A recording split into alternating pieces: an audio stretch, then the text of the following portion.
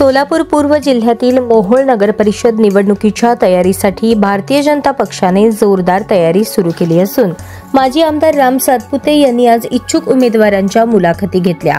यावेळी कार्यकर्त्यांशी संवाद साधून आगामी निवडणुकीचे नियोजन, संघटनात्मक रणनीती तसेच स्थानिक विकासाच्या दृष्टिकोनावर सविस्तर चर्चा करण्यात आली।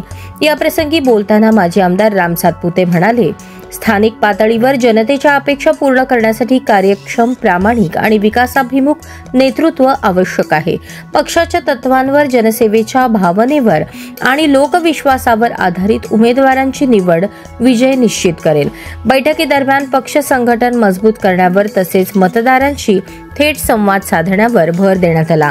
मोहोळ नगर परिषदेतील विविध प्रभागांमध्ये जनतेच्या मूलभूत गरजांशी निगडित विषयांवर लक्ष केंद्रित करण्याचे निर्देशही यावेळी देण्यात आले।